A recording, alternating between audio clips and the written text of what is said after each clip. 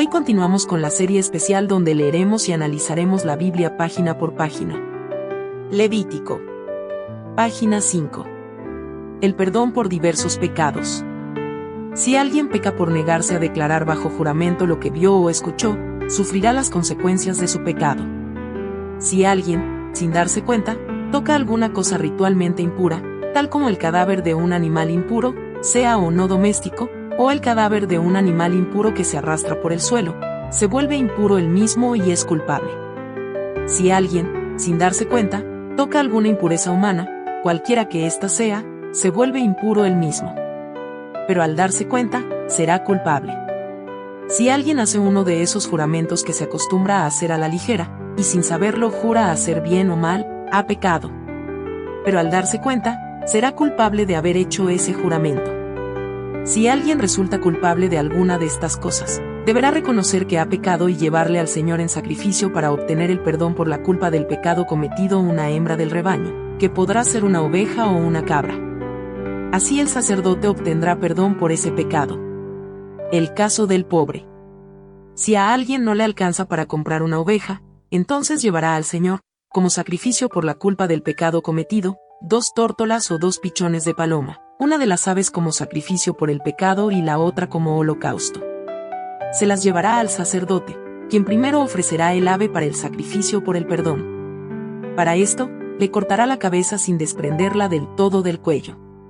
Luego rociará un poco de la sangre del sacrificio por el perdón en un costado del altar, y al pie del altar exprimirá el resto de la sangre. Es un sacrificio para obtener el perdón por el pecado. Con la segunda ave hará un holocausto, como ya ha sido ordenado. Así el sacerdote pedirá perdón por el pecado cometido y ese pecado será perdonado. Si a esa persona tampoco le alcanza para comprar 2 tórtolas o 2 pichones de palomas, presentará entonces en sacrificio por el perdón, como ofrenda por el pecado cometido, la 10ª parte de un efa de harina refinada. Como se trata de un sacrificio por el perdón, no se le pondrá aceite ni incienso. Llevará este sacrificio al sacerdote, quien tomará un puñado de la ofrenda memorial y lo quemará en el altar junto con las ofrendas puestas al fuego ante el Señor.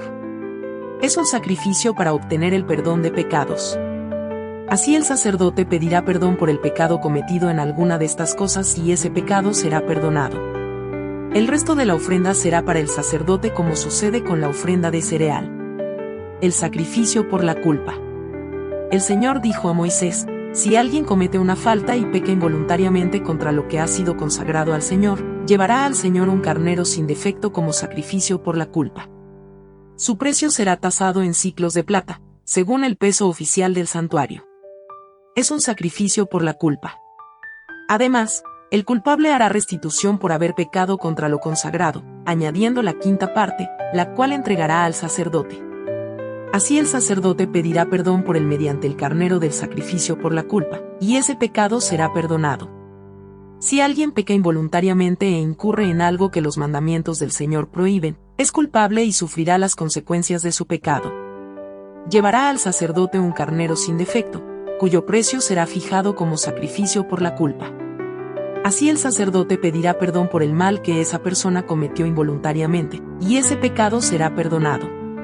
Es un sacrificio por la culpa de la que se hizo acreedor por pecar contra el Señor. Aquí concluye la página 5. No olvides darle me gusta y dejarnos tu comentario sobre lo que aprendiste.